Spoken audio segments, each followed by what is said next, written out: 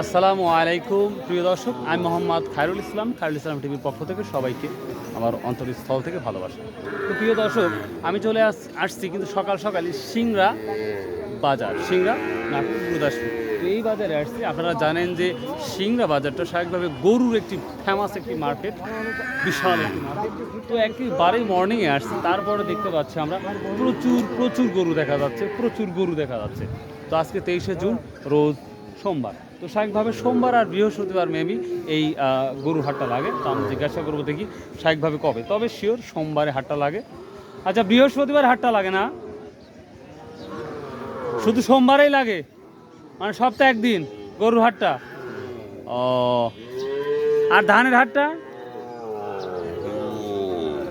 2 দিন সপ্তাহে, সোমবার আর কি, সোমবার আর ও আচ্ছা আচ্ছা, ঠিক আছে। তো প্রিয় দর্শক, যেই গরুগুলো দেখা যাচ্ছে, এই গরুগুলো এখন আসলে ছোট গরু, লালন পালন করার জন্য পারফেক্ট গরু।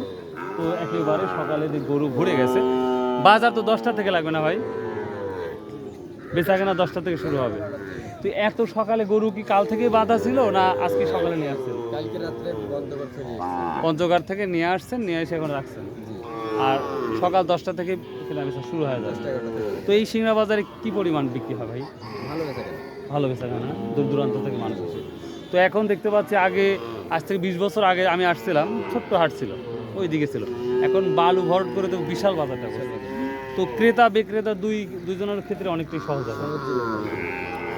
আর হচ্ছে একটা গরু যদি আমি কিনি, তাহলে কত টাকা দিতে হবে এই খাজনা হিসাবে, বা হচ্ছে খাজনা হিসেবে আপনার 600 টাকা, আপনার যে কিনবে তার 600 টাকা। মানে আমি যদি গরু কিনি, একটা বড় হোক ছোট হোক, আমাকে 600 টাকা দিতে হবে। আর যে বিক্রি করবে তার 120 টাকা, তার 120 টাকা না? ও, তার জন্য কম আছে না?